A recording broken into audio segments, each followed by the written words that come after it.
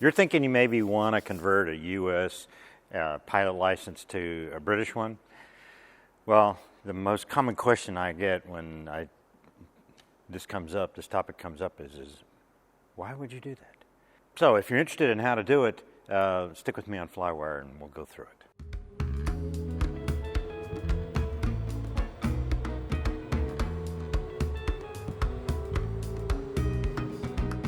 Hi, I'm Scott Perdue, and today on FlyWire, we're going to talk about converting a U.S. FAA pilot license to a UK CAA license. First off, it's not easy, nor is it cheap. Got to travel back and forth, etc. Not many do it, so I forged a new path of sorts. Others have done it, but there haven't been many. That have converted the UK PPL. The CAA even has a flowchart that shows you all the things that you need to do, and that's the guidance. But yeah, okay. Let me walk you through the process here. I'll tell my story anecdotally while we're doing that. I asked a lot of questions before I started all this, and before I went over to take my tests, and I thought I had a handle on what was required. After all, I have a real flowchart here, and it only took 7 months, 2 trips, and several missteps. I'll lay some of this off, differences between the way our two countries work, the language, etc., language barrier. What's logical to American is what the F to a Brit, but there's it's all good after all. But the first part of the process is to register for an account on the CAA website. You have to get access to the portal, that's what they call it, and you also have, and that's where all your stuff goes to, and you have to have an account on SELMA, which is the medical part of it, and you apply for the medical. Realize that just walking in to do any step on this process, like you can do in the U.S., just won't happen in the UK. You have to schedule everything ahead of time, and generally you have to pay a fee. Just not everything, but most things, including a fee to fly in the UK, you land, every landing, every approach, etc. I'm going to leave you a link to the most important websites down below so you have a heads up on that. Maybe that'll save you some time. Each landing, like I said, circuit requires a fee, and most people prefer pre-registration before you land, before you get there. Each instrument approach requires a fee. Got to pay for the wear and tear on the beams, I guess, the electronic beams. I know there are a lot of pilots in the U.S. that have little to no experience operating off of grass runways, and if you fly in the U.K., you're going to have to get over that because most of them are grass runways. But hey, it does rain a lot, so like the grass is usually pretty good shape, but sometimes it's pretty wet. Back to the getting the license thing done, follow this flowchart and apply to get your license validated. That's the number one thing. Really, this is the first step, and the trouble with the flowchart is that steps 4 through 6 you can only do effectively after you get your FAA license validated. And steps 2 through 6 you have to do over again anyway. When you file for this validation, it is the application for the validation, but it's not for the license, okay? At the same time, you also have to visit the FAA and tell them that their website, and tell them that you want to validate your license with the UK, so they're heads up about it. The CAA says this step's going to take 4 to 6 weeks. The FAA turned it around in my case right away, and it took less than a week. And at the same time, on the CAA portal, you have to select an approved training organization to take your knowledge tests. This is a flight school. And converting a license from an ICAO member like the U.S., you have to take 2 tests. That's human performance and air law. Also apply for the medical on SELMA, fill in all your data information, and when you do this, you'll get a letter number ID. Keep that number in a safe place because you can use it again a lot. That's your actual license number. Now, figure out when you want to go to the UK, schedule your test. Depending on where you go, you might have to do it at a test time. I scheduled it. I looked at White Waltham, and they had set times that didn't work for me, and I ended up doing it at Sim Aviation in Blackbush, and that went very smoothly. Able to set the time I wanted. The long pole in the tent is the medical. The number of AMEs in the UK is very small, and it's not getting any bigger. And this is a major problem for me because I waited a bit too close. I think it was 6 weeks to schedule a medical and couldn't find anybody. Fortunately, friends there shook the trees and were able to find an AME, and we got it done at Duxford at the very last minute, really.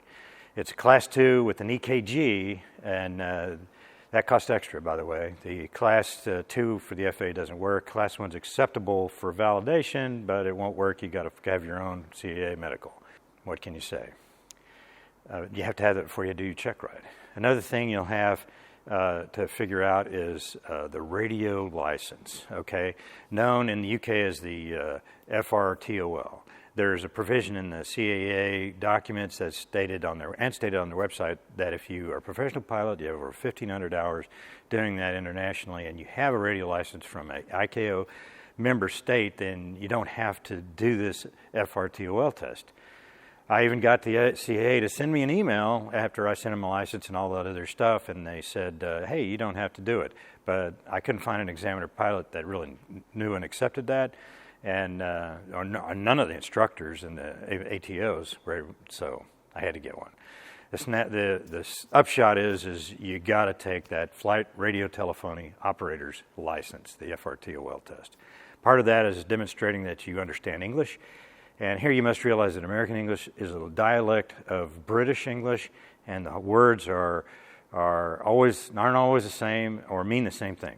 Definitely the thought process in sentence construction is just a little bit different, but the FRTOL is a two-part test. I had understood it to be an audio test, progressing through these different calls on the cheat sheet, but there's also a written test, and you got to do that first, which I didn't.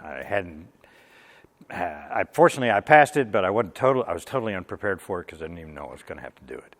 One more thing: if you actually don't have to take the FRTOL if you don't intend to use the radio in the aircraft. Okay, I'm not sure how that would work because everything's tied to the radio.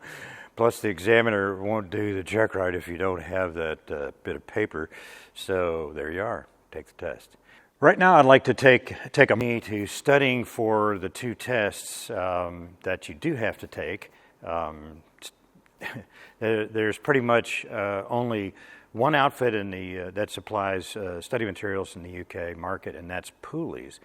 I bought the exam prep books for the human performance and the air law exams, and I'd say they were very good, actually, and you got really close to what you needed to know, especially for the human performance part of it. For air law, this is where you learn about how they do things in the UK, and it's different, and the prep book won't give you that.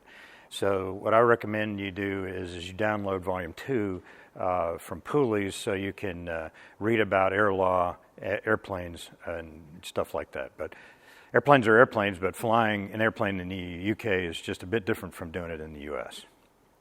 You can download the radio telephony manual from the CAA website, so I would suggest you do that. And looking at the cheat sheet, you can see that they are pretty exact about the certain phraseology that you want to use, and you'll be expected to do just that when you do the FRTOL and also when you do your check ride. I'd say there's a lot of variations in the real world, though, that I heard when I was flying. It's no big deal, just like it is here.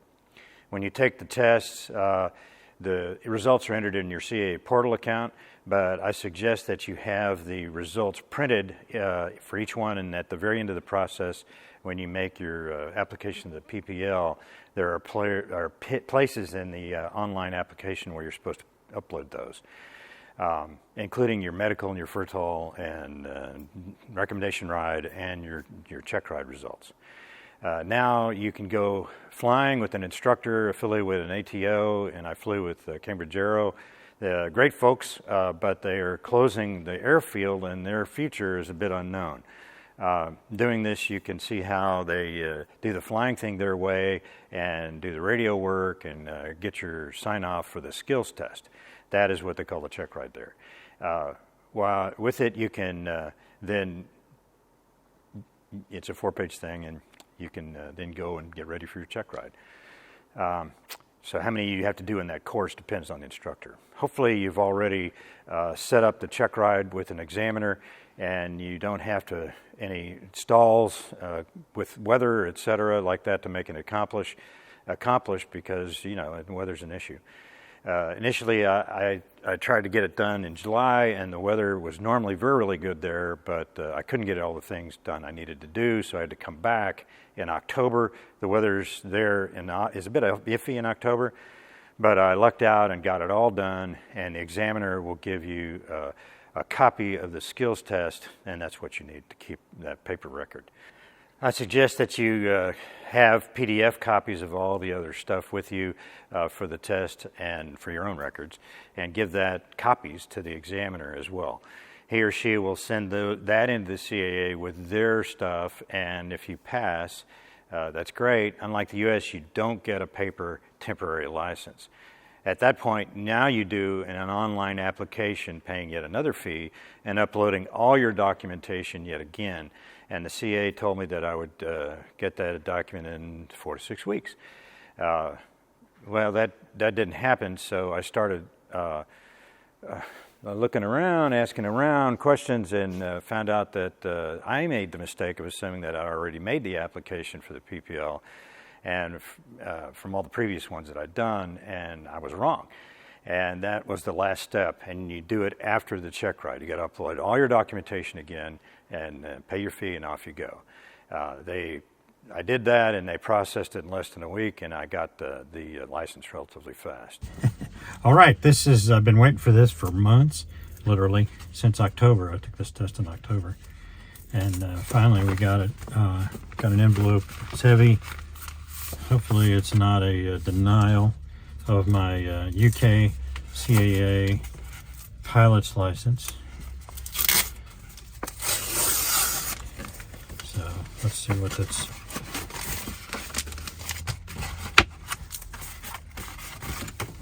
It's not a simple piece of paper.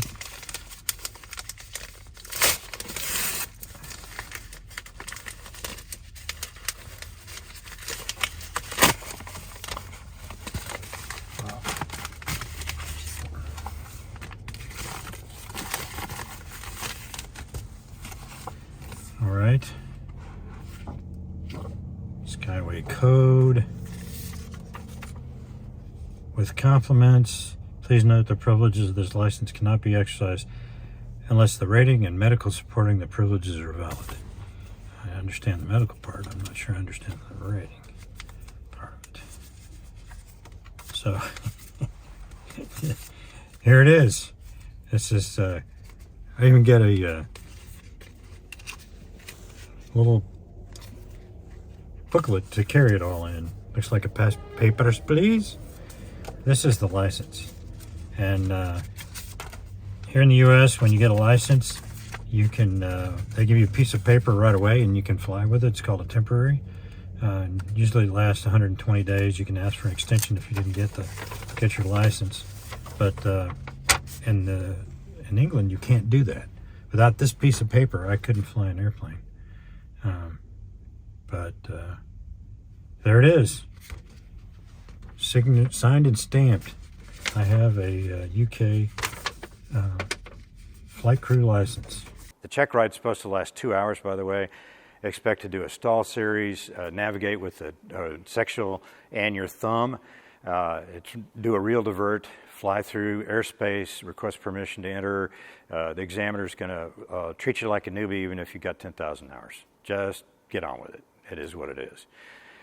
Here's a tidbit for you. If you want to fly locally for a little bit, you can get permission to fly for a month with your FAA license. But from what I gather, this is pretty much a one-time thing deal. And unless you fly a friend's airplanes who doesn't care if you have insurance, then I'm not sure you're going to be able to find an airplane to fly there in the UK without the license. A couple of quick things about flying in the UK. They are signatories to ICAO, and they have all that class A, B, C, D, E, G airspace, etc. But they don't use it like we do. They like zones and areas. In fact, the difference in the UK, the airspace in the UK is a hodgepodge. Class A Airspace can be found down to 2,500 feet in some places, and that's not 18,000 feet like it is here. They do have VFR hemispheric altitudes, but they don't really use them very much. If your speed is below 130 knots, they don't get excited about flying in a cloud as long as you can see the ground. Yeah. In fact, the airspace is so complicated that I recommend you use SkyDemon. This is what you're seeing right here, instead of ForeFlight or Pilot. You get all that information, but it's hard to pull out and be useful. SkyDemon will plot your course, and it'll show you side view as well as the plan view, and it'll organize all the weather, ATC, airfields, NOTAMs, all that stuff for easy access for relevant information. So you can find it all at ForeFlight, but it's hard. In SkyDemon, it's there or it's a push a button away. And that's a huge difference because this is complicated airspace. It's just another fee. What the heck? And it'll help you not get violated, and that's the important thing. ADS-B traffic helps, but not everyone has it. By now you're probably asking, why am I doing this? Well, I was stationed in the UK in the early 90s flying the Strike Eagle out of Lakenheath, and I did a little GA flying when I was there, and I loved it. It's beautiful. There's so much history here. It really is cool, and like I said, it's a beautiful country. And when you get lost driving around, well, you can understand the locals' directions and how to get where you want to go, more or less. Pretty much this is why. There it is.